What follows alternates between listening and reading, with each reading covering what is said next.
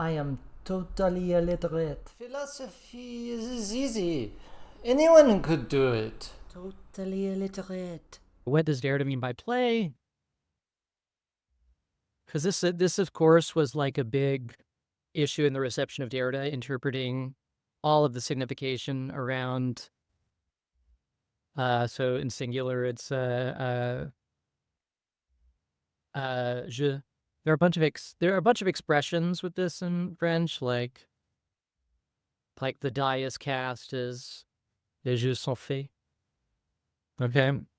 But a big part of the sort of reception of post-structuralism reads play as nihilism, basically.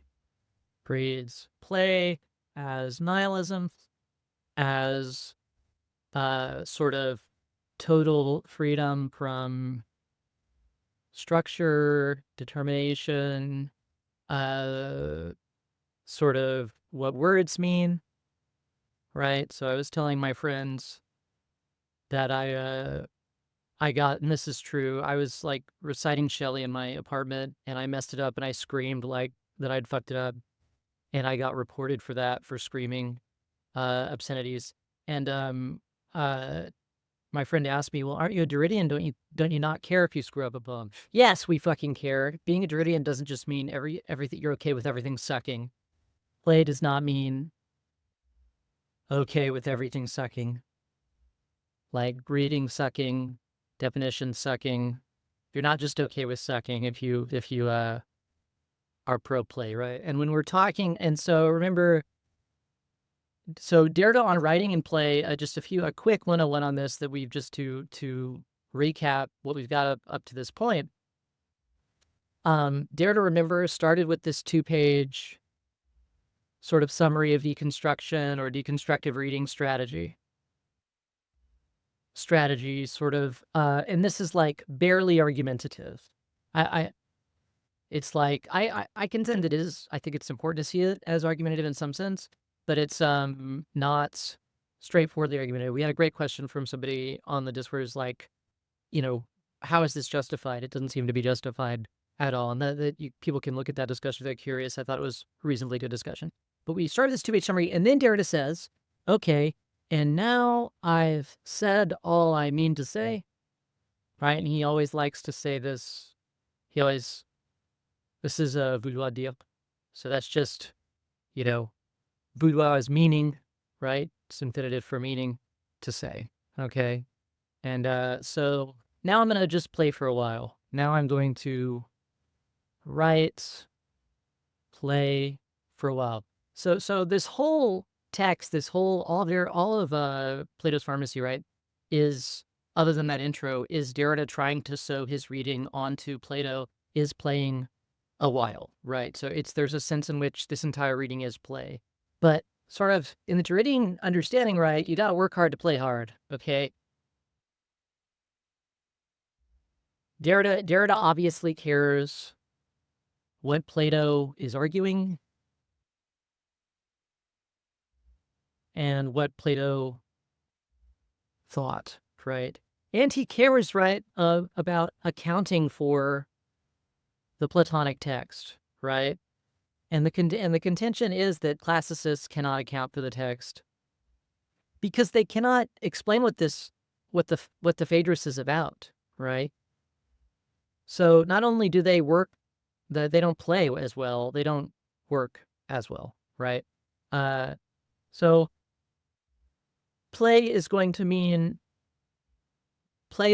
a synonym for reading, going to be a synonym for writing, going to be a synonym for Pharmakon, and it's going to be part of this series of non-synonymous substitutions, right? Okay, so other thoughts was that was like a 9 to 10 minute. I'm a little woozy because of the Starbucks thing. Maybe that guy was right. Starbucks is a little much for me. I'm gonna keep drinking it. I think that'll help me relax. Any other thoughts? First of all, y'all can see my screen, right? That's all good. You can see my screen. Yes. Okay. Or you could say we. You could say we can see your screen. We in French means we. So was that overview helpful? So are there any other questions about play, about Derrida's intervention? Because we're going to get into some gnarly stuff here. This is like going to be some pro gamer shit today. I'm really excited. So just being able to place like, oh, one more thing before I ask about other questions people have. What happened? Where did it go? Huh, what just happened? What did I do? Oh, that was close. Okay. If I started another session by just deleting my intro, I would be a little.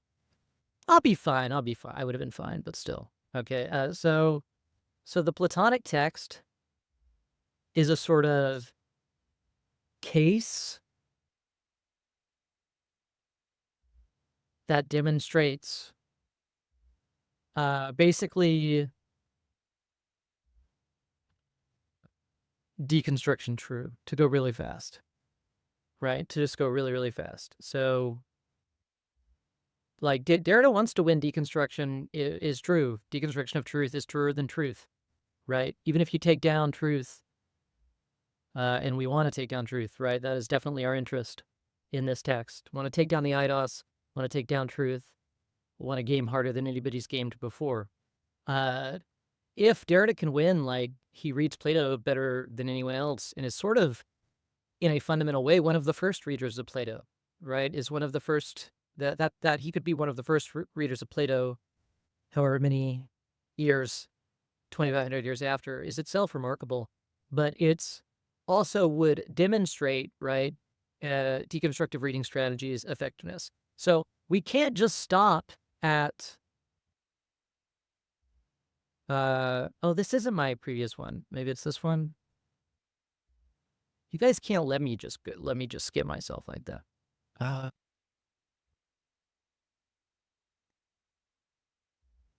had it here. Where did it go? Well, I will find it. Here we go. This is it. I don't know where it went, but this is it. So, okay, any questions about play, about sort of why we're reading Plato, what our orientation is here before we move on? Or any other questions, stuff we might want to review while we're in our little review monkey climbing up the greasy pole phase? Hopefully it can be, like, I don't mean it to be too extended, but could you say something about what the criteria or like what the verification of the effectiveness of reading strategies would be? Like, in other words, insofar as Derrida is like the first reader of Plato or doing a full accounting for the text, what is the sense in which that is a full accounting for? Because it's obviously going to be qualified and relate to previous understanding of what it means to account for something, right? Yeah, definitely. So, a few things. So, one of the things would be it is a reading a Plato account of Phaedrus that does not depend on totality or accounting in a total fashion. So you might stop me and you'd be warranted to stop me and say, like, okay, but Davis, like, accounting by essence, right, is total, right? Like, if you have not totally accounted for something, you have not accounted for, right? I mean, there's no room for a sort of wishy-washy empiricism here of, oh, we kind of accounted for it, we kind of didn't. That would be a totally valid reaction. And the claim would be, if the Platonic text itself has a different relation to totality, has a different relation to truth and the eidos than we might have had up to this point, then we also will get a different sort of deconstructive understanding of accounting for a phenomenon. And the claim would be previous readings of Plato don't fulfill their definition of accounting or a Derridian understanding of accounting, right? They don't account on any level, right? Why is the Phaedrus about rhetoric and about writing and about play and about love? Like, how go? These things, most Platonic texts are not so scattered in their topos, right? Most Platonic texts have a topic, a problem, and zero in on that throughout it, and that's why they're so easily categorizable. This text seems to not be totalizable by the classicists.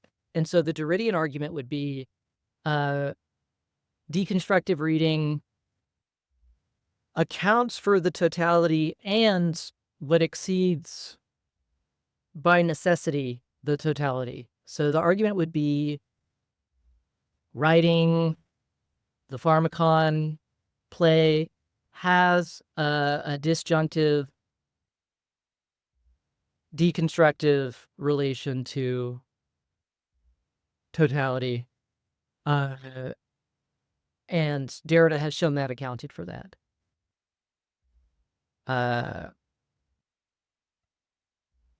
And a separate point on that, one you might think like, well, or at least I certainly think, well, okay, but if we go back to those 2 pages that started Plato's Pharmacy, they're a priori true, okay? Like, if you go through my arguments or, like, and explain when we work through those arguments, they don't need a case to be true, sort of. They're just, like, all arguments that proceeded through analytic a priori talking about what reading is. And so the Derridian argument is, so this is like all the thinking of the event in French thought is a way to be neither purely a priori nor purely empirical. So because when we talk about we have a phenomenon, we need to account for it. This is a sort of an empirical case that's been presented to us. How do we account for it?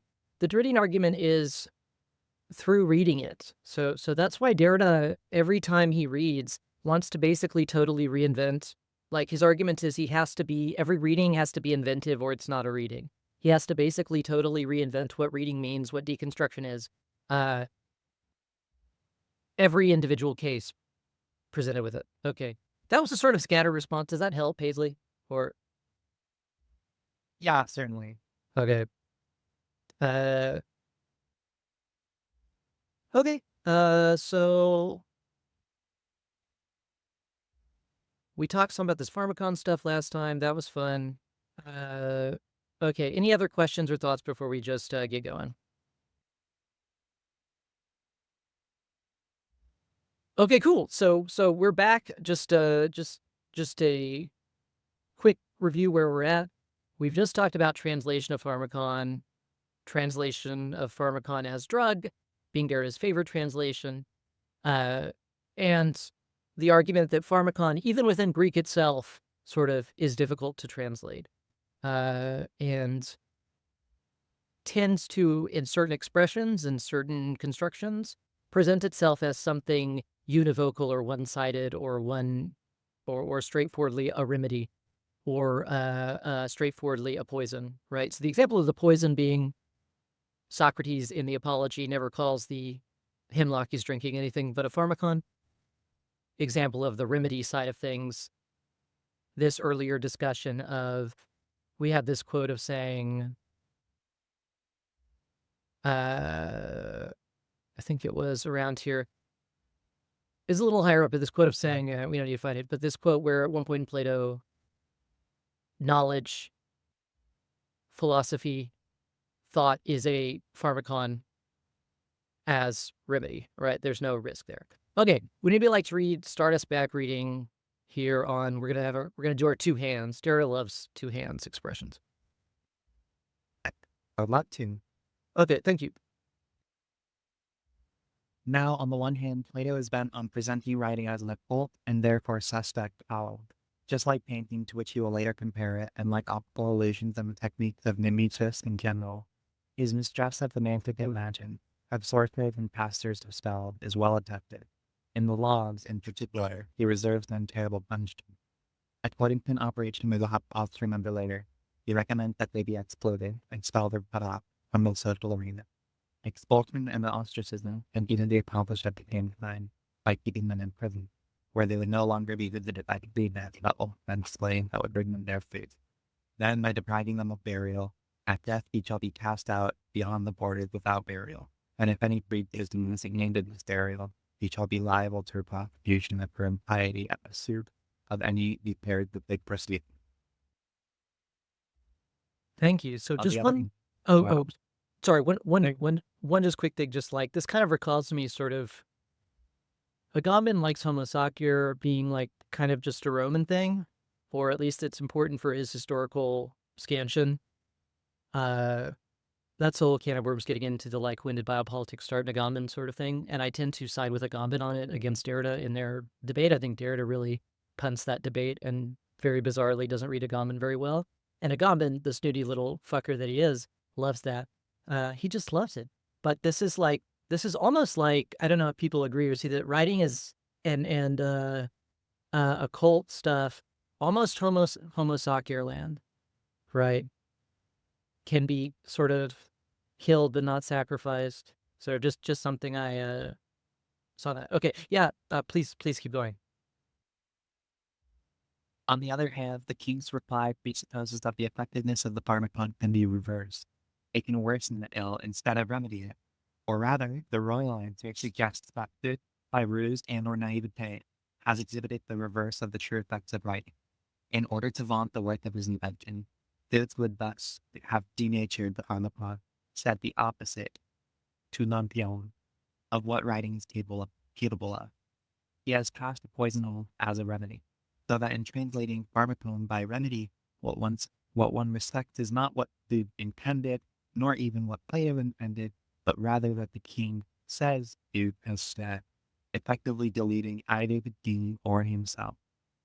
If Plato's text then goes on to give the king's promotion as the truth of Bid's production and his speech as the truth of writing, then the translation remedy makes Bid into a simpleton or a Tumplamartes from the son's point of view. From that viewpoint, Bid has no doubt played on the word, interrupting for his own purposes the communication between two opposing values. But the king restores that communication, and the translation takes no account of this. And all the while, the two interlocutors, whatever they do and whether or not they choose, remain within the unity of the same signifier. Their discourse plays within it, which is no longer the case in translation. Remedy is the rendition that, more than medicine or drug would have done, obliterate the virtual dynamic references to the other uses of the same word in Greek. The effect of such a translation is most importantly to destroy what we will later call Plato's antigrammatic writing, to destroy it by interrupting the relations interwoven among different functions of the same word in different places, relations that are virtually but necessarily citation. When a word inscribes itself as the citation of another sense of the same word, when the textual center stage of the word, Pharmakon, even while it means remedy, cites, recites, and makes legible that which in the same word signify, in another spot and on a different level of the stage, poison, for example, since that it Hey, do you remember what I told you about editing? yeah, you're right. It's a good one. Not. That is not the only other thing Pharmakon me. The choice of only one of these renditions by the translator had the first effect, the neutralization of the quotational play of the emperor, and in the end, quite simply of the vague textuality of the translated. It could no doubt be shown, and we will try to do so when the time comes, that this blockage of the passage among opposing values is itself already an effect of Platonism, the consequence of something already at work in the translated text, in the relation between Plato and his language. There is no contradiction between this proposition and the preceding one, textuality being constituted by differences and by differences from differences. It is by nature absolutely heterogeneous and constantly to be posing with the forces that tend to annihilate it.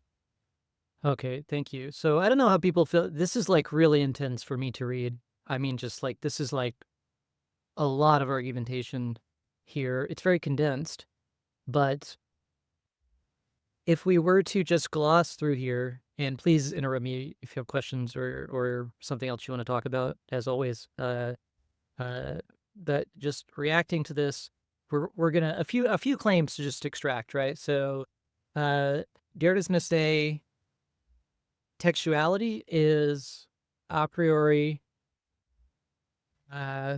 let's just say a heterogeneity machine to go really fast. So what is that? So that means like a few things.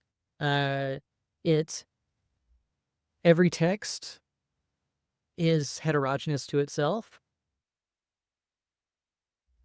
So hosts alterity within itself,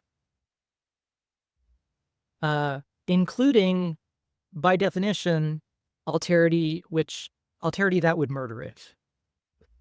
Sort of alterity that would murder it. So Platonism, Western metaphysics with capital WM, metaphysics of presence, all these mean the same thing, more or less. Its founding gesture or decision is that textuality is not heterogeneous to itself, that textuality is decidable in its meaning, in its structure, in its translation, in its argumentation, just whatever you want, right? So this is why when Derrida says there's no contradiction between this proposition and the preceding one, the two propositions are, Derrida wants to say, hey, Plato has a pharmacy. Part of his genius is that he has a pharmacy, right? Which includes citational, virtual weaving of words, including but not limited to Pharmakon, in a manner that is not gatherable into a totality. Okay, that's one. On the one hand, that's like Bennington, my teacher, used to always be like, whenever he's teaching a Derridian reading, one of the little memes he had that I really like of many was a good old author. So like, good old Plato, he's got drugs for us. All right. And then here, sort of bad old Plato, or at least the Plato we want to disrupt, is basically war on drugs, Plato, narc, Plato. If English isn't your native language, or you're not familiar with this, narc, if you have a friend who is a narc, it's like a tattletale, somebody who tells the authorities about drugs you have, something like this.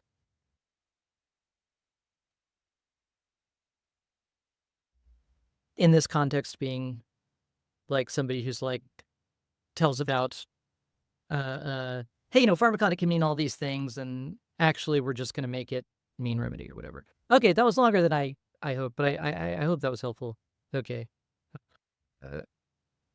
All right. I will go ahead and read the next section, just so I'm not, because I want to read too. Okay. Okay. One must therefore accept, follow, and analyze the composition of these two forces or of these two gestures. So again, let me find my thing. The two gestures or two forces are this, right? Good old Plato, bad old Plato, like Western metaphysics. So homogeneity, recognition machine versus Plato as drug dealer, Plato as pharmacist. Okay. One must therefore accept, follow, and analyze the composition of these two forces or of these two gestures. That composition is even, in a certain sense, the single theme of this essay. So Derrida talking about his own essay, right? On the one hand, Plato decides in favor of a logic that does not tolerate. See, he's just glossing what I just said. It's like he's reading from my notes. On the one hand, Plato decides in favor of a logic that does not tolerate such passages between opposing senses of the same word, all the more so since such a passage would reveal itself to be something quite different from simple confusion, alternation, or the dialectic of opposites. And yet, on the other hand, the Pharmakon, if our reading confirms itself, so again, it's a test, okay? We're testing ourselves in reading, always in deconstruction. Deconstruction always wants to be open to being wrong. Constitutes the original medium of that decision, the element that precedes it, comprehends it, goes beyond it, can never be reduced to it, can never be totalized. So relate to our early discussion, and is not separated from it by a single word or signifying apparatus operating within the Greek and Platonic text. All translations into languages that are the heirs and depositaries. Does it mean depositories? Is depositories a word? Another question I have to look up. I've never seen that before. I would say depository as a native English speaker, but I don't know. Of Western metaphysics thus produces on the Pharmakon an effect of analysis that violently destroys it, reduces it to one of its simple elements by interpreting it, paradoxically enough, in the light of the ulterior developments it itself has made possible. Such an interpretative, I always like saying interpretive instead of interpretative, but I know it is a word, translation is thus as violent as it is impotent.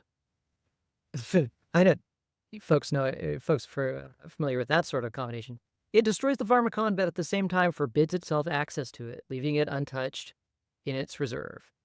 I'll go ahead and read a little more, and then we can stop and talk a little bit about it. Okay. The translation by remedy can thus be neither accepted nor simply rejected. Even if one intended thereby to save the rational pole in the laudatory intention, so to say, hey, drugs can be good, right? Pharmakon can be good. The idea of the correct use of the science or art of medicine, one would still run every risk of being deceived by language. Writing is no more valuable, says Plato, as a remedy than as a poison. Even before Themis has let fall his pejorative sentence, the remedy is disturbing in itself. We'll definitely want to try to talk about why this is. One must indeed be aware of the fact that Plato is suspicious of the Pharmakon in general, even in the case of drugs used exclusively for therapeutic ends, even when they are wielded with good intentions, and even when they are as such effective. There is no such thing as a harmless remedy. The Pharmakon can never be simply beneficial. Why? For two different reasons and at two different depths. First of all, because the beneficial essence or virtue of a Pharmakon does not prevent it from hurting.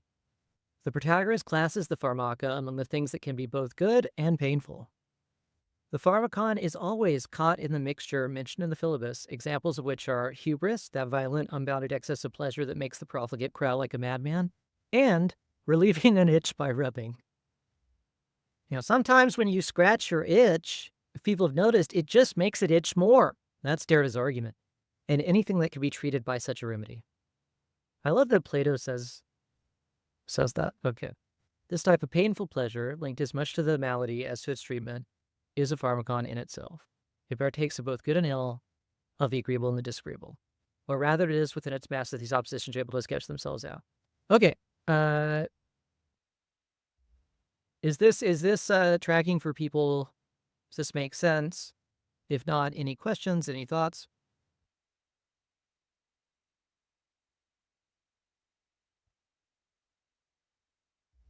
If you just go to the bottom of this page again, and it's not like at that very last book, or rather it is in this names.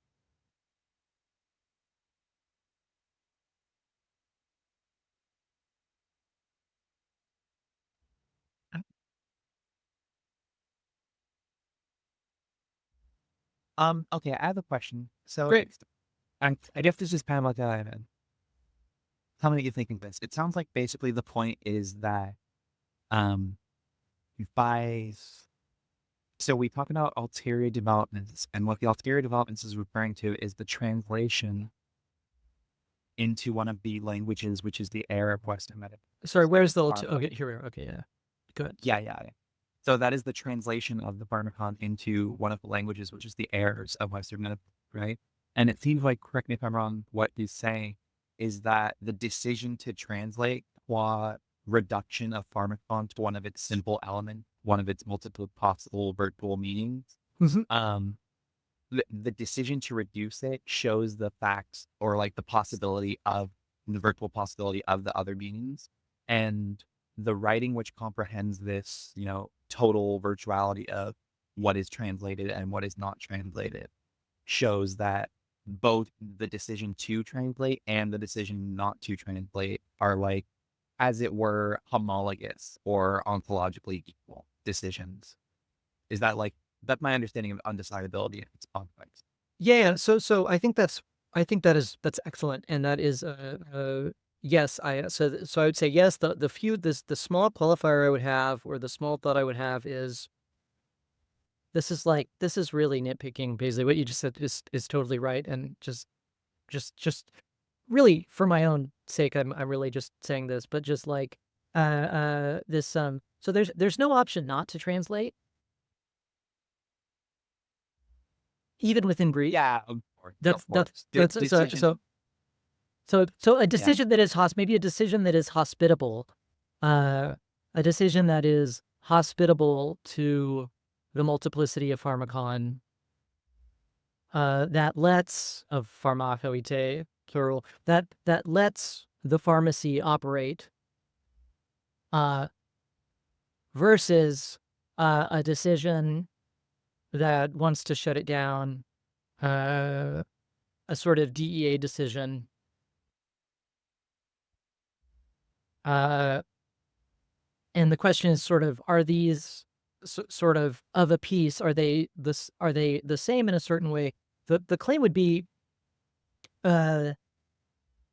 they're not the same, but they show the same condition, right? If Pharmakon sort of wasn't, if Pharmakon and all that names wasn't like prior to Platonism and its decision, that decision wouldn't be possible. But Plato's signature also is Pharmakon, so it's not okay. So it's they are the same in that way, sort of. They are the same. It is the same text, and this composition is. Plato keeps these two gestures together in the same, but they're not the identical. Would be the only same versus identical thing. I don't know. I sort of danced around what you said. Is that Paisley? Does that make sense, or are you? Is there something in your question? Yeah, I think more or less. I think what I take from what you're saying would be the clarification that when I imply that there's a decision to translate or not to translate, technically what I'm referring to is the decision to translate as X or not as X. It would be the determinant, because that would, situate it within the field of the multiplicity of possible meanings. And I think there's a reason why you phrase it that way that's totally correct, which is that, like, what vision of translation or what idea of translation wouldn't do that in some way, right? Like, we say, like, it's easy to say, oh, there's no way to not translate. We are always translating, but a decision that keeps a multiplicity of pharmaka, how is that a translation? It's very hard. What would that even entail? Because drug doesn't do it. Just leaving pharmakon untranslated doesn't do it. It's hard to envision translation as sort of not having a decision. Well, the question of the extent to which it would be translation at all is just the same question of the sense in which Derrida is like a reading of Plato, right? Exactly. Yeah, exactly. Right. Like, it's exactly the same question. So it would be like, can you have a reading that is not a hermeneutics? Right. Derrida would say, yes, that's where reading begins, actually. Hermeneutics is the end of reading. Because it's cancellation of textuality in favor of a decision that will get you to a presence, that will get you to something to be deciphered. Right. So exactly, yes. So can you have a translation that is not a hermeneutics too? That's another question. Derrida would say, well, that's what we're trying to do. Maybe not. But that's what we're trying to do. Okay, any other questions or thoughts before we go on? I'm checking the chat in case I can see the chat, but I have to Alt-Tab, but I survived that. Okay, would anybody mind reading? We're going to get harm beyond pain. So if you love pain, as I know you all do, this is going to be even beyond pain. This is like more painful than pain, the Pharmakon. Would anybody like to keep reading for us?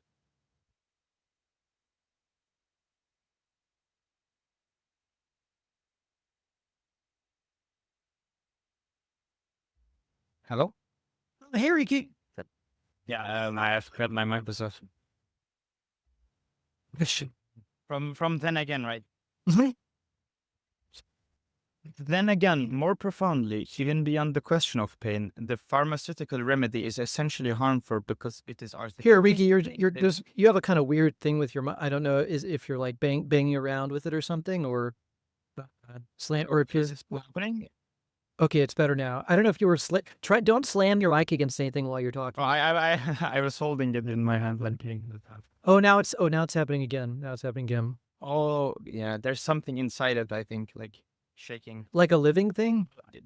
No, I think it's like piece of the microphone that fell off and it's like touching the microphone. But it only happens when I'm moving it. So okay, so you'll have to be completely still. yeah. That's okay. Thank you. Then again, more profoundly, even beyond the question of pain, the pharmaceutical remedy is essentially harmful because it is artificial. In this, Plato is following Greek tradition and, more precisely, the doctors of Kos. The pharmakon goes against natural life, not only life unaffected by any illness, but even sick life, or rather the life of the sickness. For Plato believes in the natural life and normal development, so to speak, of disease. In the Timaeus, natural disease, like logos in the Phaedrus, is compared to a living organism which must be allowed to develop according to its own norms and forms, its specific rhythms and articulations. In disturbing the normal and natural progress of the illness, the pharmakon is thus the enemy of the living in general, whether healthy or sick. One must bear this in mind, and Plato invites us to do so, when writing is proposed as a pharmakon. Contrary to life, writing, or if you will, the pharmakon, can only displace or even aggravate the ill. Such will be, in its logical outlines, the objection. Sorry. I'm lost. Hold on. I keep moving it while you're talking, so I'll just stop. Okay. The objection the king raises to writing, under pretext of supplementing memory, writing makes it one even more forgetful. Far from increasing knowledge, it diminishes it. Writing does not answer the needs of memory. It aims to the side, does not reinforce the but only hypomnesis. And if in the two texts we are now going to look at together, the formal structure of the argument is indeed the same, if in both cases what is supposed to produce the positive and eliminate the negative does nothing but displace and at the same time multiply the effects of the negative, leading the lack that was its cause to proliferate. The necessity for this is inscribed in the sign pharmakon, which Robin dismembers, here as remedy, there as drug.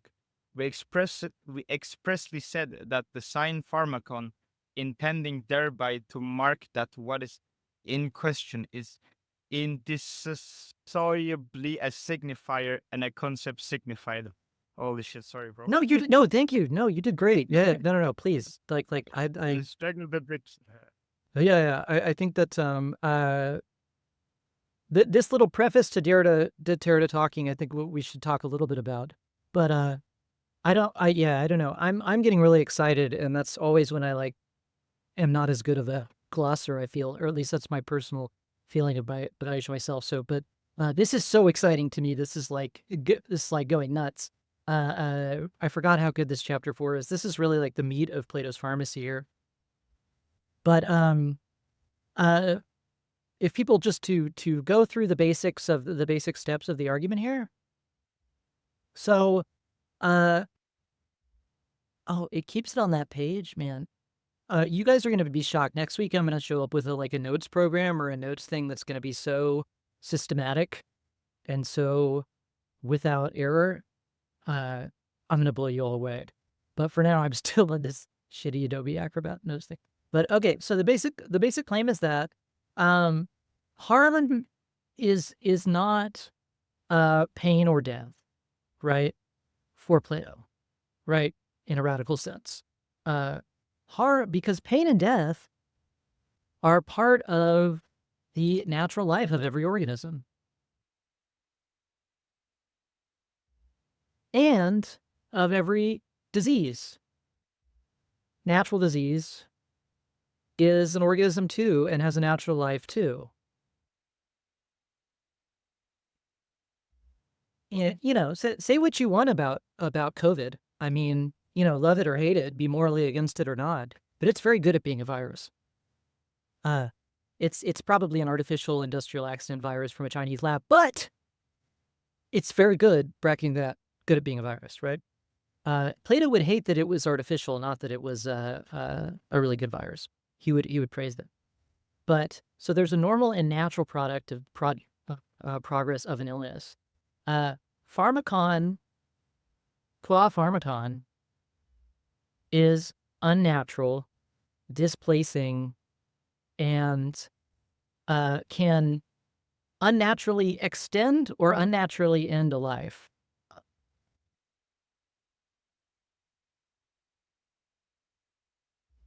So Socrates died early. Socrates did not need to die. Pharmakon has poison ended his life early. He would rather die than be displaced outside the city, right? He could have just been exiled. He also could have just, kept his mouth shut at the trial, right? One of my favorite facts about the Socrates trial is that more people voted for the death penalty than voted he was guilty. So they had a innocent versus guilty, and the number of people who voted to kill Socrates was greater than those who thought he was. So he just really pissed them off. We have the text of most of the speeches of that trial, and they're really a joy to read. Writing, though, in its displacement, isn't just bad because it gives you a crutch, right? It's bad because it gives you it works with. We're gonna talk some about this distinction. Hypomnesis, instead of nesis. So, okay, any thoughts or questions before we move on? Could you compare and contrast maybe for because this reminds me very, very much of like the Heideggerian general concern for Techne. And it's something that I know is carried forward in modern scholarship, the association of Techne, memory, externalization of memory, etc. And how that connects a through line between like a concern for technological processes in general and the philosophical concept of representation. Can you is there anything you can speak to the difference between how Derrida's concern for memory or artifice here would differ from the concern for Techne per se? Does that make sense? Makes total sense. Yeah, it makes total sense. So, basically, the Derrida-Heidegger relation's really interesting, and I think the most interesting sort of differences or confrontation, there's never really a confrontation between them because Derrida is really too scared. Derrida is not confident enough to deconstruct Heidegger. It's sort of one of the reasons why I wish he had worked a little harder and challenged himself sometimes, because he really is it's a hilarious thing to say about Derrida, but it really is weird to me that he never actually goes to town, tries to deconstruct Heidegger, with very limited exceptions. But basically, Heidegger's account of Techne in the Derridian understanding is too traditional. It doesn't allow the possibility of Techne thinking, or when it does allow that, it a priori decides that Techne thinking is a threat.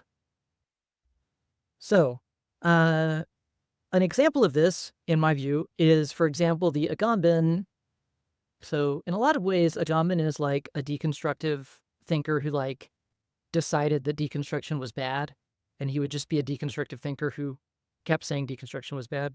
Anyway, Agamben is above all a reader of Heidegger and a reader of a few pieces of Schmidt and a few pieces of Arendt, but he's above all a reading of Heidegger through a Derridian lens. And Agamben's sort of reaction to COVID, actually, to take the previous example, and to ChatGPT, his Agamben reads like Heidegger GPT. If you read these things, like it's his reaction to ChatGPT is like, well, but of course, because there's no thought or there's no philosophy in modern thinking.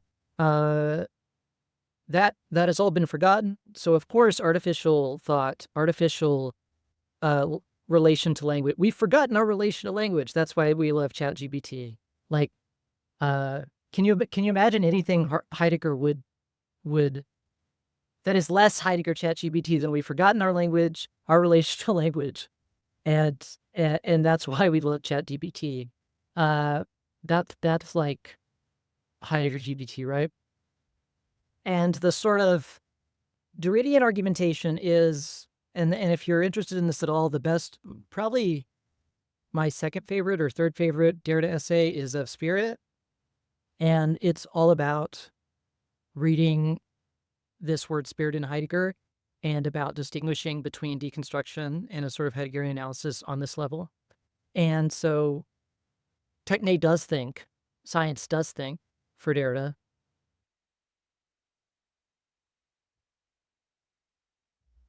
You know, hopefully that doesn't take the form of like Neil deGrasse Tyson. So Derrida also is like, feels very exasperated by the sort of trumpets of science's superiority. It's very stupid. And there's a whole story about the like so-called hoax thing. Derrida has a funny relation to that, which is worth saying. In the French translation, in the original French edition of the so-called hoax book, that book where they took a bunch of quotes from like Deleuze and from Baudrillard and were like, hey, we don't even know what these mean. Derrida was mentioned in one list of authors in that book in the French edition. Then when it was translated, Derrida points out the only difference between the two translations is they deleted Derrida's name, and then they started saying publicly, oh, we never meant to criticize Derrida, we like Derrida. Because Derrida wrote some about Gödel and about the undecidability hypothesis and sort of stuff that is really interesting. But in any case, the Derridian relation to memory and to Techne is more, in a word, is more hospitable than the Heideggerian one, is the short version. I don't know. That was a bit of a rant, but is that what you were asking about, Paisley, or is there something I missed that you would want to hear about?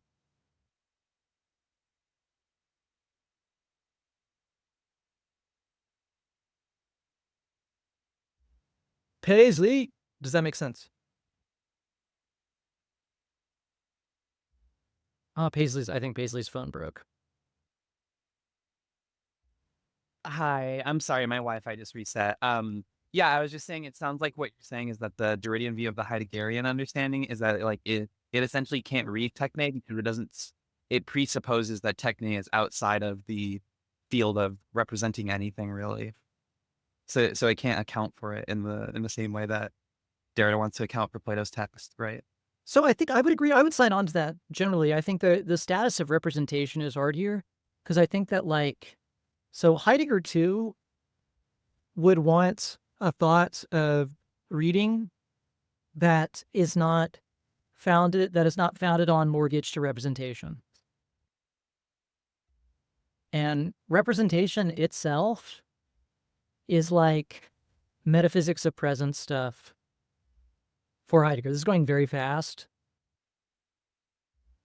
Whether Heidegger has the means or the tools to conceptually to have an alternative view of non-representation would be reading, that's not a question. And when I say like tools means, you can already hear like a decision against Techne is not going to have the Techne for something alternative, right? But I don't know. Does that help? Does that make sense? I don't know when you cut out, but this is all recorded in case. But no, I heard all of it. It was okay. You can, I mean, no, that all makes sense. Yeah. Okay. Nona sent me a really good article that I'll put on the Discord. And you should, whenever I say someone's article on Derrida is good, like I've either gone insane or I'm in a psychotic state or I'm really impressed. I very rarely say that.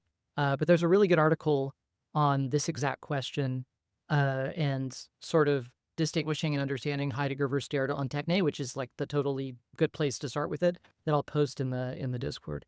And it's a guy with I wouldn't trust normally because he has a cool name. He's got a name with that's like an acronym. People like Masumi, people like Paul Patton, their names sound too cool to be trustworthy in my view. But this is a guy with a cool name who also has a good article. So I'll post that on this. Okay. All right. So we're getting ready to read with Derrida. Who would like to keep going for us? I'm happy to. Where are we starting again? Starting with the first letter of In the the alphabet. Timaeus? Yeah, thank you. In the Timaeus, which spreads itself out from its opening pages in the space between Egypt and Greece, as in that between writing and speech, you Hellenes are never anything but children, and there is not an old man among you. Whereas in Egypt, everything has been written down by us of old. Panta gegramena. Plato demonstrates that among all the body's movements, the best is natural motion, which spontaneously from within is produced in a thing by itself. Now, of all motions, that is the best which is produced in a thing by itself, for it is most akin to the motion of thought and of the universe. But that motion which is caused by others is not so good, and worst of all is that which moves the body when at rest, in parts only, and by some agency alien to it. Wherefore, of all modes of purifying and reuniting the body, the best is gymnastics. The next best is a surging motion, as in sailing or other modes of conveyance, which is not fatiguing. The third sort of motion may be of use in a case of extreme necessity, but in any other will be adopted by no man of sense. I mean the purgative treatment. Tes pharmaceutices catarseos of physicians. For diseases, unless they are very dangerous, should not be irritated by medicines. Uk eretisteon pharmakeis. Since every form of disease is in a manner akin to the living being, deiton zoon phusei, whose complex frame, sustasis, has an appointed term of life. For not the whole race only, but each individual, barring inevitable accidents, comes into the world having a fixed span, and this holds also of the constitution of diseases.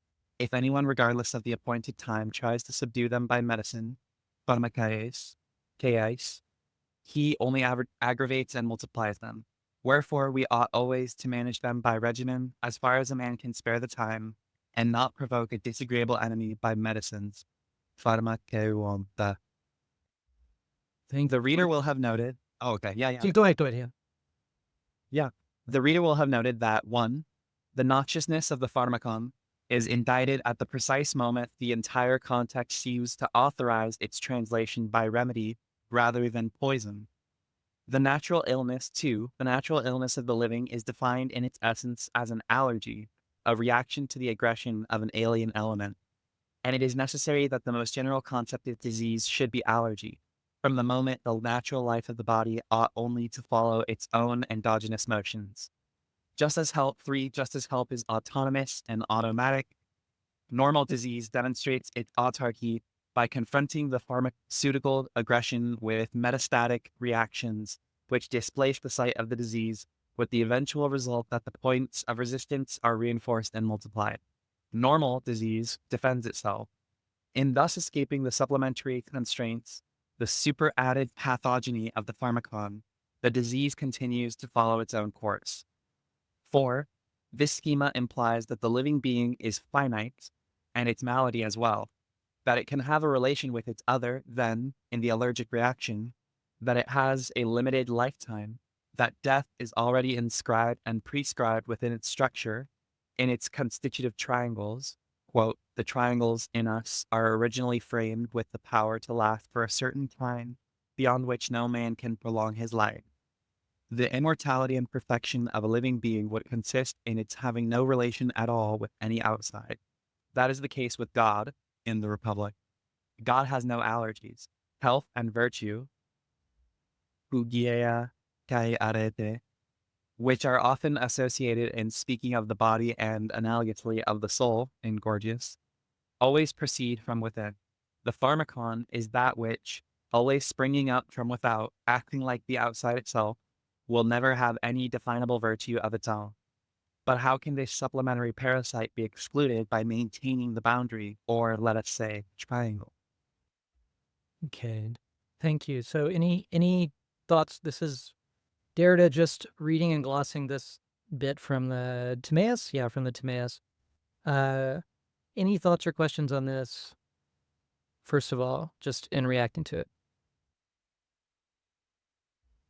This is mostly what we've just gone over, but it is, I just get really impressed with Derrida. Sometimes when I watch him read like this is pretty cool stuff.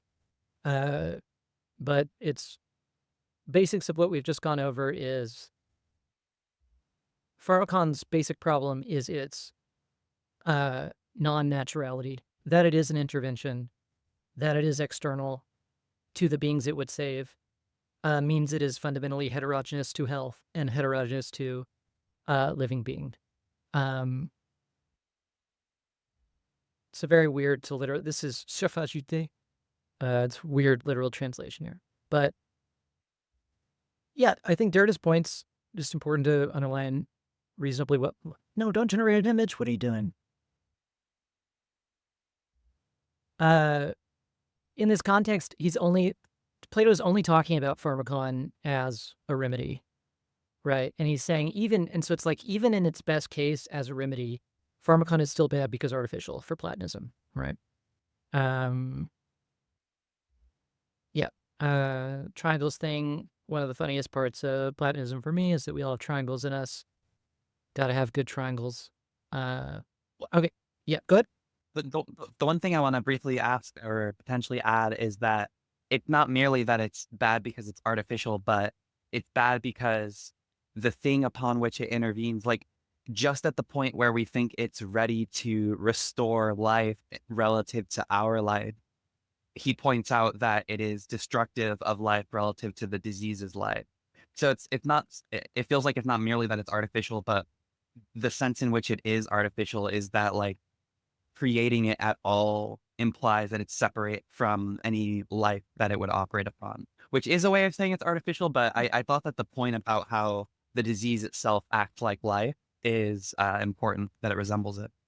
Yeah, totally. So yeah. So you there's no way to intervene from the outside here in a legitimate way in Platonism, right? Because both the disease and the disease that infects and the being infected by the disease are natural, but also our life, are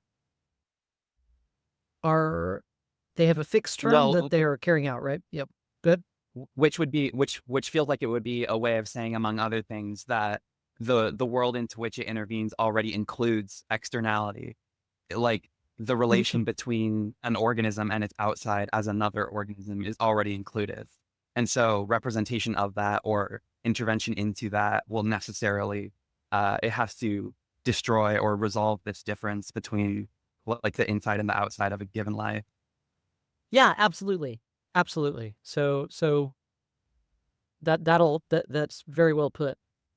So you like disease is here prior to the Pharmakon by definition internal, sort of. It's like it's hard to even say why it's a disease, even if it ends the life of the original organism, right?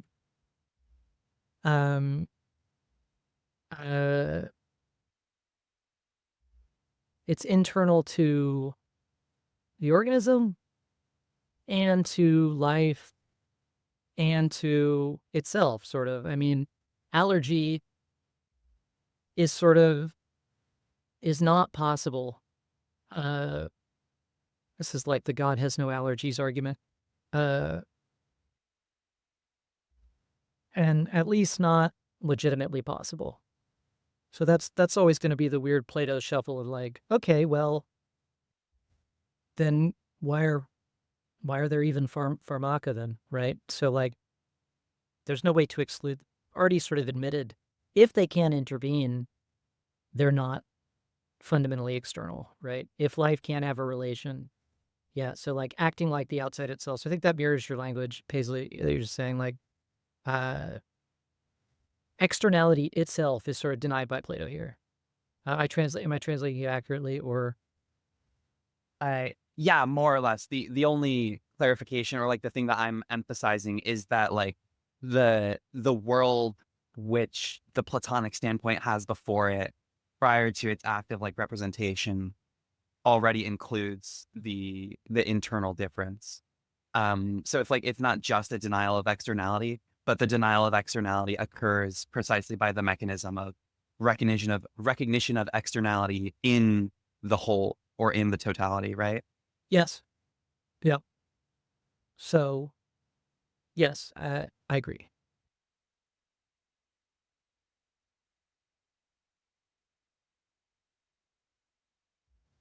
Okay, any other thoughts, or would someone like to read B for us? I can read B. I'm happy to read B. Okay. The system of these four features. Okay, I just try to. I got these four things, and their system is reconstituted. See, sometimes Derrida can sort of rush into all stuff in a way that is like hard to follow. Okay, I'm trying to imagine the system of these four features being reproduced. The system of these four features is reconstituted when, in the Phaedrus, King Themis depresses and depreciates. It's just not English, man. And depreciates the Pharmakon of writing, a word that should thus not too hastily be considered a metaphor, unless the metaphorical possibility is allowed to retain all its power of enigma. Perhaps we can now read the king's response. But the king said, Thuth, my master of arts, o Techne Thuth. To one man it is given to create the elements of an art, to another to judge the extent of harm and usefulness it will have for those who are going to employ it. And now, since you are a father of written letters, pater on grammaton, your paternal good has led you to pronounce the very opposite of what is their real power. The fact is that this invention will produce forgetfulness in the souls of those who have learned it, because they will not need to exercise their memories. Lathan men in psuches, perexai, mnemes, amelesias, ameletesias, being able to rely on what is written, using the stimulus of external marks that are alien to themselves, diapistin graphes exathen hub allo trion tupon, rather than from within their own unaided powers to call things to mind. Ukendothen otus huphoton anamnesis cominus. So it's not a remedy for memory, but for reminding that you have discovered. Ukun mnemes bomneseos pharmakon boris. And as for wisdom, Sophists, you're equipping your pupils with only a semblance of it, doxum, not with truth. Thanks to you and your invention, your pupils will be rightly read without the benefit of a teacher's instruction. In consequence, they'll entertain the delusion that they have wide knowledge, while they are, in fact, for the most part, incapable of real judgment. It will also be difficult to get on with, since they will be men filled with the conceit of wisdom, doxosophoi, not men of wisdom, antisophon. The king, the father of speech, has thus asserted his authority over the father of writing, and he has done so with severity, without showing the one who occupies the place of his son any of that paternal goodwill exhibited. Goodwill is one word, right? Exhibited by Thuth toward his own children, his letters. Themis presses on, multiplies his reservations, and visibly wants to leave Thuth no hope. And then go one more paragraph. Okay. In order for writing to produce, he says, the opposite effect from what one might expect. In order for this pharmakon to show itself, with use, to be injurious, its effectiveness, its power, its dynamis must, of course, be ambiguous. As instead of the pharmakon in the Protagoras, the Philebus, the Timaeus, is precisely this ambiguity that Plato, through the mouth of the king, attempts to master, to dominate by inserting its definition into simple, clear-cut oppositions, good and evil, inside and outside, true and false, essence and appearance. If one rereads the reasons seduced by the royal sentence, one will find this series of oppositions there, and set in place in such a way that the pharmakon, or if you will, yeah, we will, Derrida, we're on board, okay? Writing can only go around in circles. Writing is only apparently good for memory, seemingly able to help it from within, through its own motion, to know what is true. But in truth, writing is essentially bad, external to memory, productive not of science but of belief, not of truth but of appearances. The pharmakon produces a play of appearances which enables it to pass for truth, etc. Okay, thoughts or questions with this sequence? I think we're gonna get to B. We're gonna get to BC, or does B just go on? We're never getting to C. We're never getting to C. So good. Okay. think we're just consolidating, glossing what we've gotten up to here.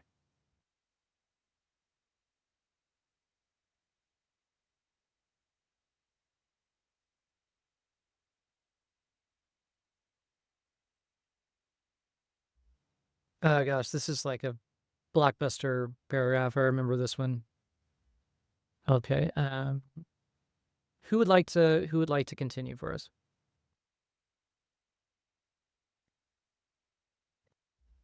Thank you.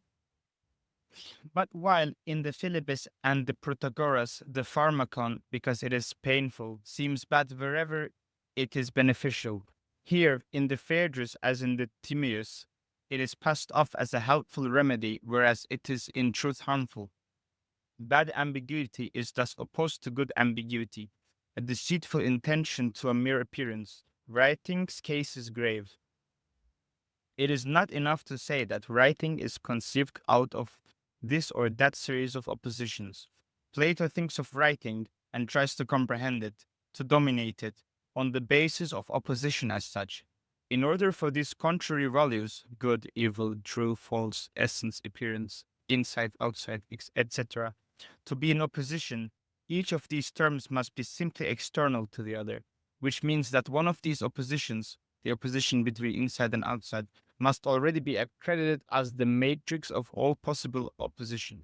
And one of the elements of the system or of the series must also stand as the very possibility of systematicity or seriality in general. And if one got to thinking that something like the Pharmakon or writing, far from being governed by these oppositions, opens up their very possibility without letting itself be comprehended by them. If one got to thinking that it can only be out of something like writing or the Pharmakon that the strange difference between inside and outside can spring, if consequently one got to thinking that writing as a Pharmakon cannot simply be assigned as sight within what it situates, cannot be subsumed under concepts whose contours it draws, leaves only its ghost to a logic that can only seek to govern it insofar as logic arises from it. One would then have to bend into strange contortions what could no longer even simply be called logic or discourse. All the more so if what we have just imprudently called a ghost can no longer be distinguished with the same assurance from truth, reality, living flesh, etc. One must accept the fact that here, for once, to leave a ghost behind will, in a sense, be to salvage nothing. Thank you. Do you mind reading the next one? This is some crazy exciting stuff. This little exercise will no doubt have sufficed to warn Derrida to come to an understanding with Plato, as it is sketched out in this text, is already to slip away from the recognized models of comment.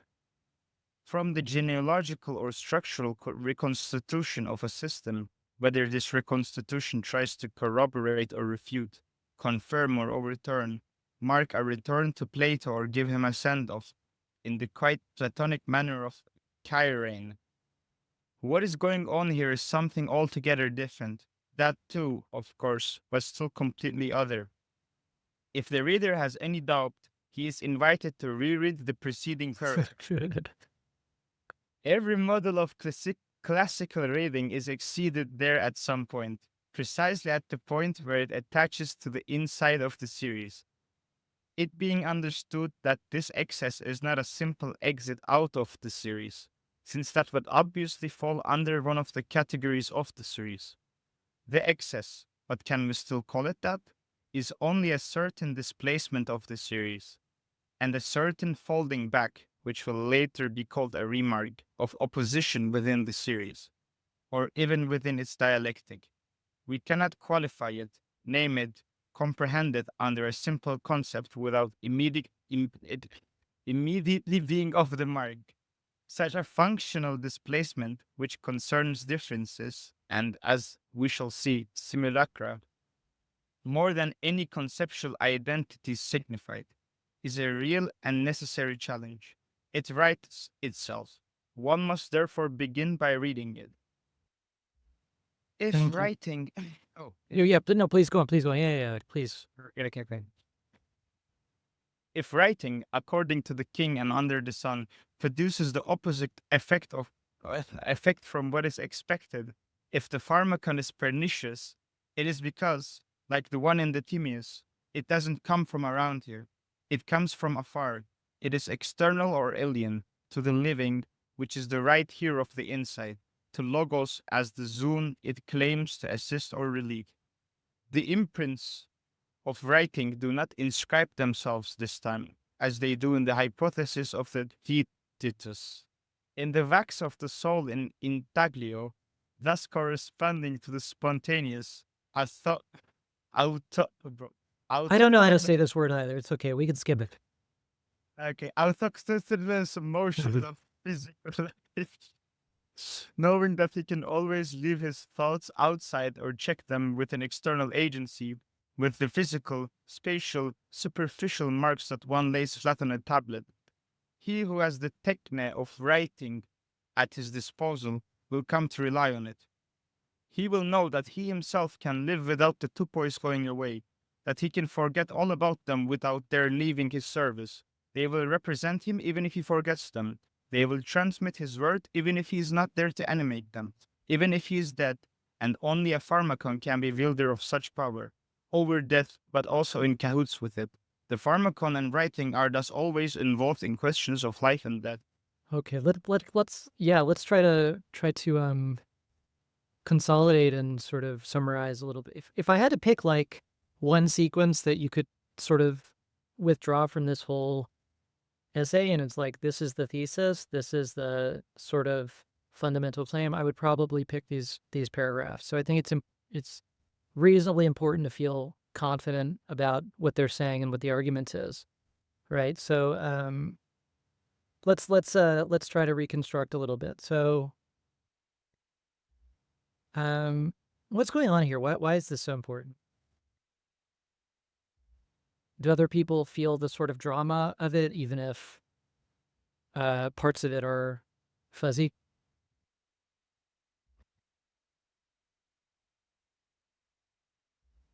Yeah, the ghost thing is really funny. The ghost thing is really fun. I have a whole riff on that. Well, if we start with where was he talking about the classical reading? You just had it. Where was it? Here? Oh yeah, right there. This little exercise. Yeah. I like this paragraph because what it makes me think is that Derrida is obviously, deconstructing metaphysics or deconstructing philosophy, but the positive sense in which this is reserving a place for philosophy is that, the intervention he's doing on Plato's text is contraposed to the classicists who want to reduce the activity of, in this case, like the first philosophical thinker, as it were, traditionally, to something totally explainable or accountable for or reconstructable. And so by establishing this like fundamental difference or the generic opposition, which is the ground of all opposition before classical reading intervene, he gives a sense in which Plato already does contain the possibility of the classical reading and therefore is like sovereign over above it. And that's like it's like his weird quirky way of like giving a love letter to Plato and like, this is what I mean by the history of philosophy. That's how I was reading that passage. No, that's totally true. I would say, I don't know if there's slippage here in the word classical. I do think like it's like a, not just classicist, but just like any reader. So this would be any reading method at all, including classicists who I think are particularly primitive in how they approach text, but everyone would be primitive relative to this in the Derridian understanding.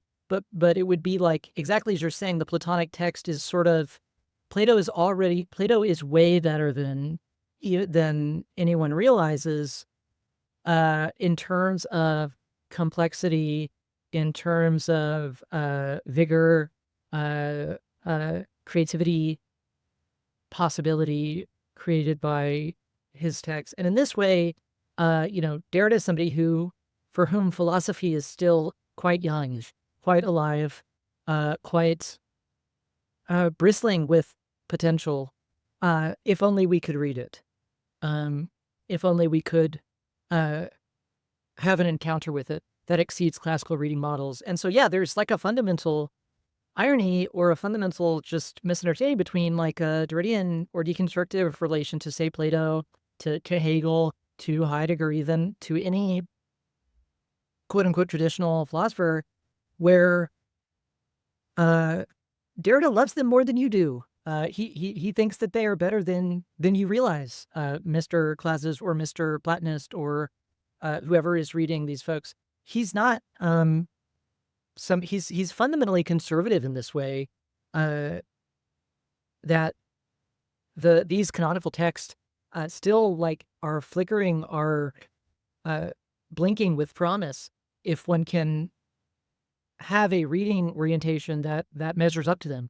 And the hope would be that deconstruction would be that, and that the metaphysics of presence and Western metaphysics as such, WM as such, it's first of all not all bad, and second of all, one of the reasons it's bad is it underestimates the value of the text, that the canonical texts that constitute it, right? Hopefully was that sort of what you're saying, or sort of a fair translation? Yeah, I certainly think so. Just to briefly, hopefully not too tangential, but I think this gets back to something that we touched on with like the sense in which Derrida is or is not a Hegelian. And if we go to the section where he's talking about opposition as such, I think this touches on the sort of ambiguity, rightly, that I was getting at there, which is that like if Derrida is to say, for example, that dialectical thinking, however it's phrased, is in some way insufficient, however you want to phrase that, because it doesn't think or read the condition of possibility, like the actual condition of possibility of opposition in general, then like that would make sense. But it's not as though Derrida is going to say, oh, the truth which I'm referring to fails to be non-oppositional. In other words, it's not like he's going to fail to acknowledge that the sense in which the condition of possibility of opposition is itself in opposition to what it is the condition of possibility of. Like, he's not going to ignore that, I don't think, right? And so I think that this is the sense in which I'm trying to, in that context with Hegel, but also with Plato, show like this is what it means to have a comprehension of the ground of opposition. It necessarily implies that Derrida is non-oppositional in a meaningful sense with respect to all like metaphysics. And that's, that's kind of all that means to say that he's doing Hegelianism or that he's doing metaphysics or that he's doing idealism. Yeah, I think that's all true. I just think that's all true. It's just the claim though would be that that's only a small difference if you think opposition would be the greatest possible difference already. So like, yes, Derrida does not oppose Hegelianism or metaphysics or anything like that. And there is a sort of comforting reading where it's sort of like, okay, well, Derrida and Hegel can be friends kind of reading of like, well, if Derrida, since he doesn't oppose sort of the most radical and rigorous thinking of opposition, so Hegelianism, that must mean there's not something radically different for thought implied by deconstruction versus Hegelianism. Well, that I think doesn't follow. Like Not more what I was saying. I was more saying that the concept of being able to articulate the conditions of opposition in general, which is what he's referring to in that paragraph, that concept by itself necessitates that whatever you're articulating is non-oppositional. And the concept of non-oppositional is inherently opposed to the oppositional, right? So all I'm saying is that like the very reading of Hegel whatsoever from the start, if we just like stipulate that means oppositional thinking, if you comprehend oppositional thinking at all, that just implied non-opposition to that thinking, right? But I guess to kind of put it in a more productive way with this text specifically, you said that it would be the case if you assume opposition to be the most important difference. Well, in this paragraph, we kind of see an example of Derrida deciding on a difference which is like the most important, namely that the difference between inside and outside is itself one member of the series, which represents the series as a whole, right? Yep. So I'm wondering if you can speak to like the sense in which this would be I feel like this would be a kind of quote unquote legitimate decidability, or in the sense that it is a determinacy, right? Yeah, so there's no like all decidability is bad or anything. Like, yeah, Yeah. so Derrida is definitely saying, okay, we don't just have a series of oppositions that are all sort of the same, or all like have the same sort of status. It seems like we can't even think opposition as such prior to the inside-outside opposition, and so that should probably be more of a focus of our attention uh, than any. We should at least account for that or understand why that is. And if inside-outside is something conditioned by the possibility of the pharmakon, by the possibility of something like writing, then that's the justification for thinking the pharmakon and thinking writing and seeing what potential it has for changing, deconstructing thought. I think that just the very I'm trying not to get baited into talking about Hegel as I'm sure you are too. No, But the hangover scared of, but it's just like but just like but just the claim of like non-oppositional being necessarily oppositional with respect to opposition. That's the whole question is whether that's true, right? The whole question is whether non-oppositional must only be thought starting from opposition, right? Well, my yeah. question now has transformed into one that is a question of reading Derrida, which is that like if let's say if reading Hegel if reading Plato is reading the decision of translation in some way, right? Like we comprehend or we think writing. What we're doing is we're understanding the production of like the decision which has prior to it the virtual undecidability, right? So necessarily this would apply to Hegel, and you say that he determines it as or decides it as opposition, for example. And in Derrida's case, in this paragraph, he's determining it as inside outside. So what I'm asking then is like a kind of clarifying or reconstructive question on your part. Why is it that inside outside among all these conceptual distinctions? Because no matter which one you pick, it's going to end up being a representative of all the others, right? So why is it for Derrida that inside outside, as opposed to any other distinction, is the one that represents distinctness as such? Well, I think that the argument would be that not all of them can sort of stand in as the sort of, he's going to talk some about representation like here, and I think it's worth we're talking about like because we're talking functionally about the status of an example and its ability to stand in as a general example. And the claim about inside outside would be it isn't sort of symmetrical to all the other oppositions. Not all of them could, like you could think true false without thinking good evil. Like you could think essence versus appearance without thinking true false. I mean, you could even, but you can't think any of those without thinking inside outside. Yeah, exactly. I mean, that's the claim, that just the mere form or structure of opposition needs a simple externality, which needs something like inside outside. I think that like one could, I think if we were, I wish that like debates existed at this level and that like argumentation in the academy exists at this level, because I think that you could like sort of try to run with other ones of these, or even like why, there is a sense in like maybe some of them Voltron onto each other or combine with each other in ways that are sort of, could be at least slightly more complex than like the king is the inside outside. But I am also kind of persuaded that it's just any opposition in general, if you don't have a thinking of externality, internality, you don't have an opposition in a way that I think in the other stuff maybe you could. Does that make sense? Yeah. Okay.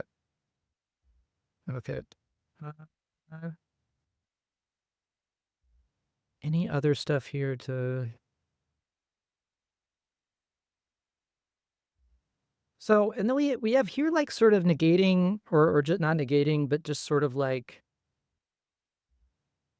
why can't we say that the Derrida reading is sort of just another reading strategy? Like, so if there's a series of reading strategies, like, I don't know, just like Hermeneutics is the general, sort of just what did Plato really think? This is what classicists really like to ask. Okay, but what did Plato think? Sort of what does Plato's reception think? So a lot of people think that you can just like, oh, I don't care what the author thinks. I just care what the reception thinks. Well, then just the receiving readers are placed in the position of the author. So you've just displaced you've just like shell gamed the question to another part, right? So then reception equal author here. And then we don't have to get too wrapped up in the question of the author, but an author in this understanding is somebody who has meaning present to themselves that they then try to transmit through writing, and writing through reading should be returned to its father, its author, right? And the claim would be that any reading strategy that depends on these concepts, which ends up being depending on conceptuality in general, depending on oppositions in general, is going to struggle to read the Pharmakon in Plato.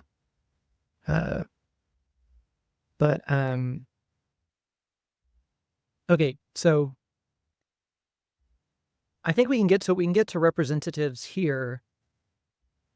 Although this is representative in the context of like the author context here, much more, and the psychic part much more than Paisley what you brought up. But I think like I really like the question of just like why is inside outside generally representative. Something I think we should leave suspended, and we should definitely come back to though. Oh God, we have so many Barbara Johnson terrible translations coming up. Okay. Who would like to read the next part for us? No. I'll be happy to. Okay, thank you. Yeah. Can it be said without conceptual anachronism, and thus without serious interpretive error, that the two are the representatives, the physical surrogates of the psychic that is absent? It would be better to assert that the written traces no longer even belong to the order of the Thesis, since they are not alive. They do not grow. They grow no more than what could be sown, as Socrates will say in a minute, with a reed kalamos.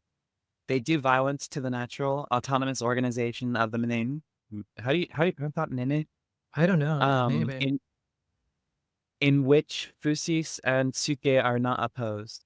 If writing does belong to the Thesis, wouldn't it be to that moment of the Thesis, to that necessary movement through which its truth, the production of its appearing, tends, says Heraclitus, to take shelter in its crypt? Cryptogram thus condenses in a single word a pleonastic proposition.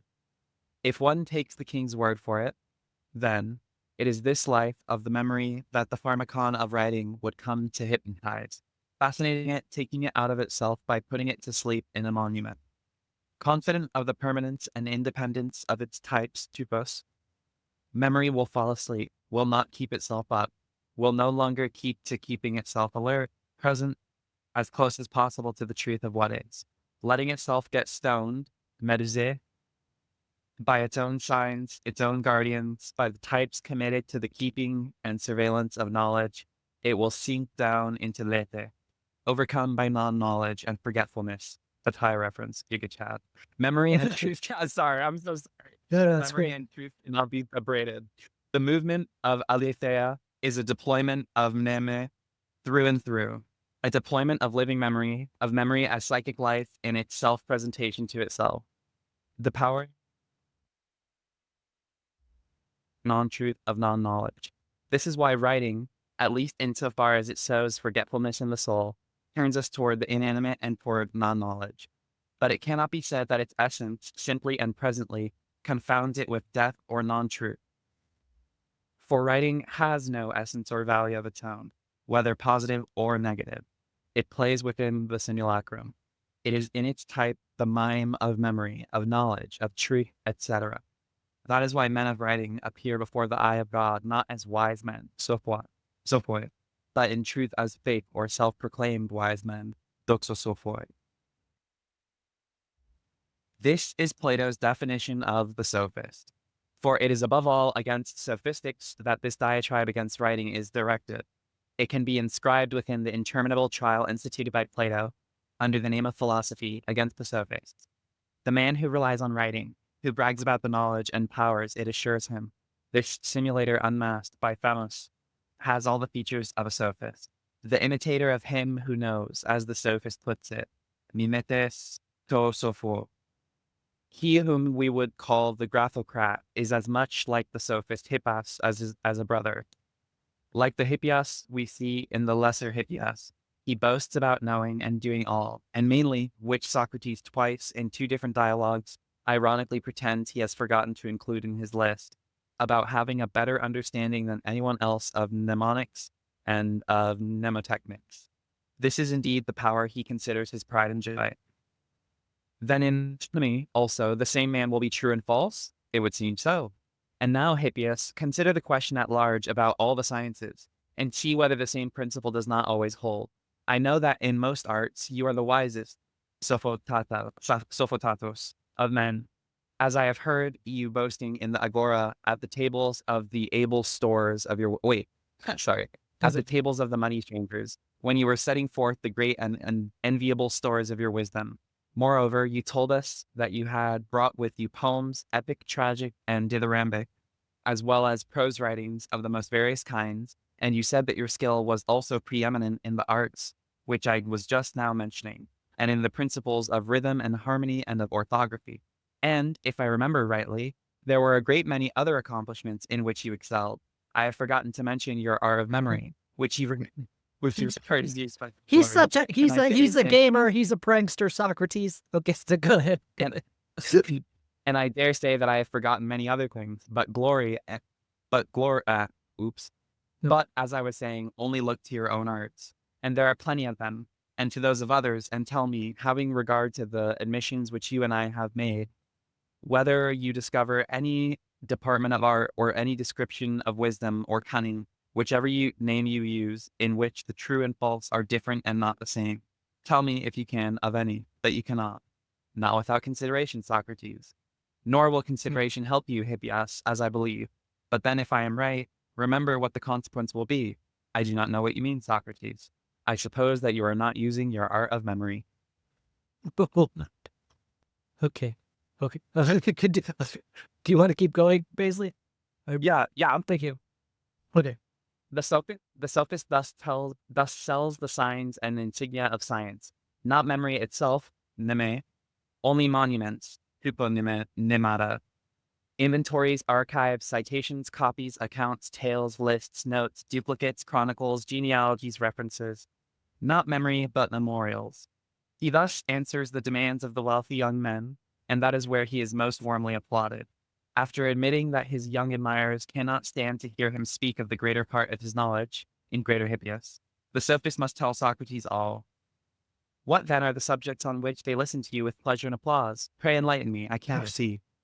They delight in the genealogies of heroes and of men, and in the stories of the foundations of cities in olden times, and, to put it briefly, in all forms of antiquarian lore, so that because of them I have been compelled to acquire a thorough comprehension and mastery of all that branch of learning. Bless my soul, you have certainly been lucky that the Lacedaemonians do not want to hear a recital of the list of our archons, from Solon downward. You would have had some trouble learning it. Why? I can repeat 50 names after hearing them once. I am sorry, I quite forgot about your mnemonic art.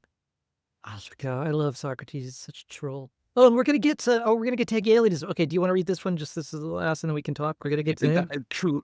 My neurons activate the same. Yeah, hey. Awesome. Okay. In truth, the sophist only pretends to know everything. His polymathy in the sophist is never anything but pretend.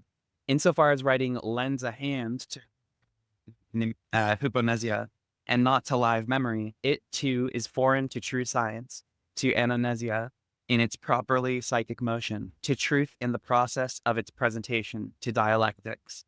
Writing can only mime them. It could be shown, but we will spare ourselves the development here, that the problematic that today, and in this very spot, links writing with the putting in question of truth, and of that, and of thought and speech, which are informed by it, must necessarily exhume, without remaining at that, the conceptual monuments, the vestiges of the battlefield, champ du bataille, the signposts marking out the battle lines between sophistics and philosophy, and more generally, all the buttresses erected by Platonism. In many ways, and from a viewpoint that does not cover the entire field, we are today on the eve of Platonism, which can also naturally be thought of as the morning after Hegelianism. At that specific point, the Philosophia, the Episteme, are not overturned, rejected, reined in, etc., in the name of something like writing. Quite the contrary. But they are, according to a relation that philosophy would call simulacrum, according to a more subtle excess of truth, assumed and at the same time displaced into a completely different field where one can still, but that's all, mime absolute knowledge, to use an expression coined by the Thai, whose name will enable us here to dispense with a whole network of references. My goat. Yeah, oh, it's so cool. Okay, it's so great. So yeah. I mean, yeah, I'm so excited. I'm so excited by this passage. It's so cool. Yeah. I don't know. Is there any? I'll just, I'll, I don't. I've talked. Is there anything about it you would want to say or talk about first, Paisley? Yeah, so in my opinion, the thing that I see important in this is like, and I kind of anticipated this with one of my first questions in the first meeting that I joined, which is that is there a sense in which the reading of Plato, like more or less legitimately substitutes the figure of Plato or uses him as a figurehead for something else? And in one sense, what Derrida is saying is that the figure of Plato kind of stands in for the figure of Hegel. But more specifically than that, I think that what he's alluding to is actually the Hegel's history of philosophy and the idea that at the conclusion of a development, you have a return to the simple beginning. And so when he says that, like, the eve of Platonism is the morning after Hegelianism, it is also an allusion to this idea of historical development as concluding with its beginning. And then more specifically than that, I think that it's really interesting and important for Derrida how Bataille is kind of the interface through which he engages with Hegelianism. Like, it seems really, if you don't know Bataille already, it seems really strange and weird that he would keep bringing up the weird porn guy when he talks about Hegel, Plato. But what Bataille is doing in his comment about like the mimicry of absolute knowledge is that basically, to put it very shortly, what he says in Inner Experience is that apprehension of the movement of not knowledge outside of itself to something other than itself, that apprehension itself cannot be called knowledge. Like he'll say about Hegel in the Phenomenology that spirit requires to see its own death, like to have its own death before itself. And the whole point of that is if you see your own death, then the subjective position of seeing is not the position of the other. And that's why he'll say like non-knowledge. He wants to translate absolute knowledge as non-knowledge because it's knowledge of knowledge. Similarly to how this would be like reading of reading. Can I ask a question real quick? Yeah. He says twice. Hey, wait, who let this guy in here? Wait a second. No, no, please go Excuse me. ahead. Please go ahead. Please go ahead. I asked you in DMs how late I would be if I joined, and you didn't respond, so I just took it upon myself to join. No, please, no. You're always unwelcome. All right. Well, he says twice something about miming absolute knowledge, or how dialectics, or how writing can only mime dialectics. To me, this almost sounds like what Adorno was doing with Hegel, where he essentially was taking it that like, okay, well, Hegel keeps talking about that, art can't really accentuate the absolute, and then religion also cannot really like Hegel says that these are all like representations or Vorstellungen from the absolute.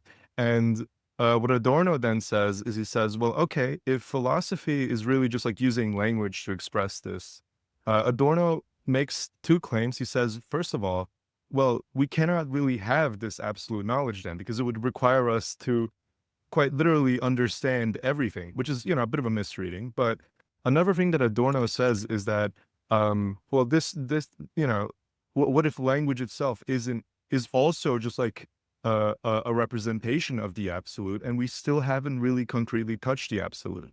And that's kind of where his critique of the identity philosophy comes in, where he says that Hegel seemingly has an identity with language and the absolute, because if he thinks that the absolute can be explained via language, then that would kind of make it a bit hypocritical to then say like, okay, well, art can't do this, because Adorno would also say something about art in that respect. Is that something that Derrida is also doing here? Because it reads kind of similar, with the whole miming thing. So I would say miming as a French art, I would always distinguish from Adorno, but no, but I think that like the miming thing, I think is, it's relevant. It's very late. It's linked to that, but not, I wouldn't want to absorb it to that, basically. I think that like the line towards Bataille of miming absolute knowledge and the question of absolute knowledge needing to see its own death, being unable to do so, sovereign writing in Bataille's understanding, being able to affect something like a mining of absolute knowledge, which is as close to absolute knowledge as you can get. That's maybe, I think that's a little more sophisticated than Adorno relation, because I think that Adorno just saying, well, hey, language is representations too. That's true. That's certainly true.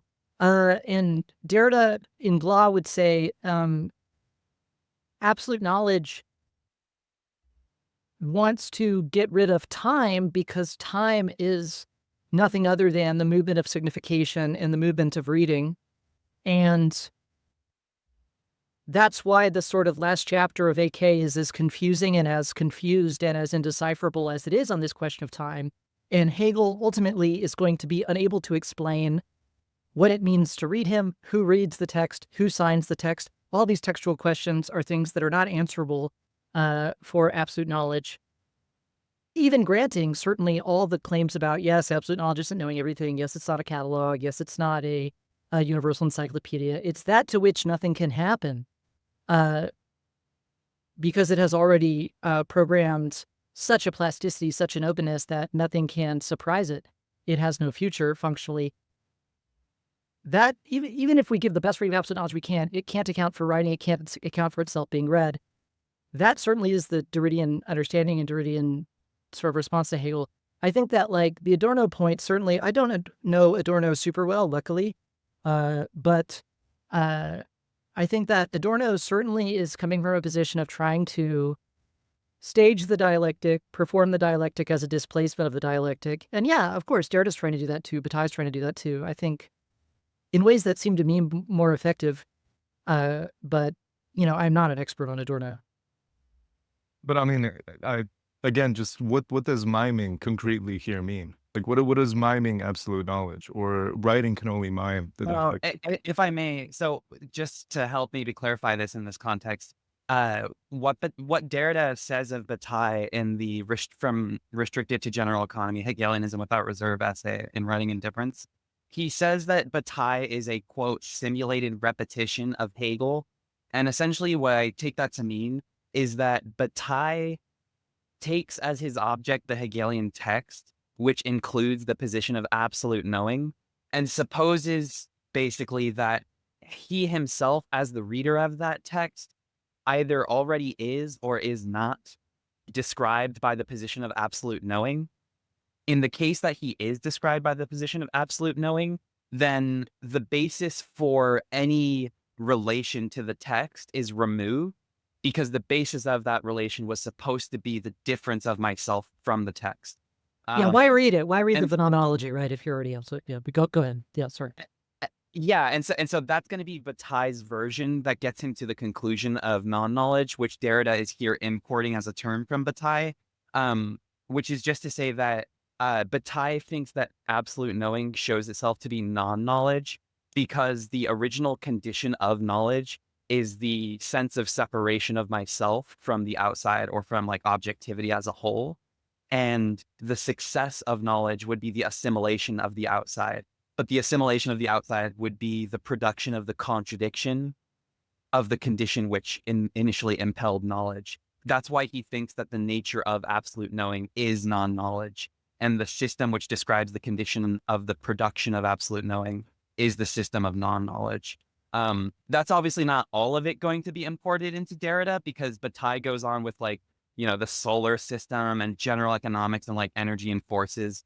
But I think it's imported here insofar as Derrida is talking about some context of like the non-conscious factors which produce consciousness or representation.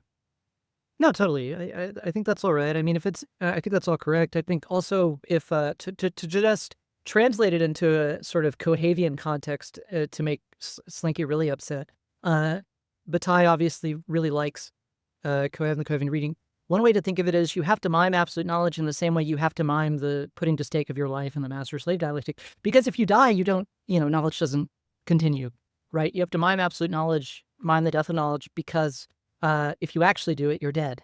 If you don't actually do it, you don't learn anything. This is why, like, I would think it's a very stupid objection, but this is also why Derrida calls it in that essay from Restricted General Economy, it's quote unquote the laughability of the master-slave dialectic. Yeah, it's a very specific point. Yeah. I actually don't think it's. I think it's hilarious. I think it's very laughable. But I don't think it's a stupid objection. I think it's I think it might be a boring objection because it's been so. I mean, it's basically the fundamental objection since. I mean, the master-slave, it's very unclear what happens at the end of the master-slave dialectic and how it continues, like even in just a sort of screenplay, point-by-point plot. Like, what happens to the master? What happens to the slave? Did they fight? Did they not? How did we keep going? Yeah. If you read it, it's just like what the plot is there is very hard to follow. And it is, I can see seeing it as boring because it is such a like fundamental part of the French reception to Hegel. I mean, it's Lacan's sort of objection to Hegel, as much as Zizek would like it to not be. It's a very weird screenplay, the master-slave dialectic. But yeah, I don't know. Does that make sense, Slinky? I mean, as far as I understand, the master-slave dialectics ends in alienation. In the slave. We both got recognition from one another, but the master, is no longer a master. And the slave is so alienated from the world that, he becomes stoic. And that's where Hegel starts talking about stoicism and stuff like that. Yeah, but what happened with the battle, though, right? Like, Hold on. What do you mean what happened with the battle? One love. But no, we got more than that, though, because after the battle, we figured out that if we die, we don't learn. When did we learn that? Well, in this context, I think what's important with like the concept of non-knowledge is that Bataille's reading of the master-slave dialectic is that you have the initial opposition between master and slave, who are each trying to achieve self-consciousness or fulfill desire in some way. And what he is reading in there is that the final satisfaction of the slave is the position not of consciousness of either one or the other, master or slave, but is the position of Bataille as like the slave to the text reading the opposition between the two. So that's what I mean by like, what Bataille is trying to say is that the presentation of the conditions of knowledge is non-knowledge. That's specifically what he's getting at. And I think that the structure that Derrida is repeating when he engages with Hegel through this concept. Yeah, so that's the only thing I would add to that is that what Bataille does speak in those terms, and just he also emphasizes that there is a fundamental asymmetry, right, in the master-slave dialectic in favor of the slave. Right, in favor of the slave certainly is closer to the essence of freedom than the master. Yeah, he thinks that it's presupposed that the master is doomed. Yeah, that's the laughability thing. Yeah. So, it's representing what happens at the end of that chapter, I think, is incredibly difficult. Sort of, one can gloss it conceptually very sort of quote unquote easily. But in terms of what the two main characters do and how it leads and what the position of the reader at the time is. Certainly, if you want to give it as close a reading as Derrida is giving Plato here, I would understand what you meant by that. Yeah. Yeah. Well, I mean, what could you say you don't want to? I mean, how could you not want to read it close? I just like I'm suspending that. Okay. For the sake of okay. Creative differences. Okay. Sure. Yeah. Yeah. There's this great Zach Galifianakis mime sort of sitcom that was on Hulu for a while, and he's in love with this. He wants to become a mime. He's in love with this French girl who just like isn't into him or whatever, but he keeps saying, I'm going to be a mime. I'm going to be the best mime. And of course, in French, when you say mime, a French person says mimed. And so there are all these things where he's like, I'm a mime. And she's like, you are not a meme. You are not a meme. All right. Okay. Yep. Thanks so much, y'all. Bye.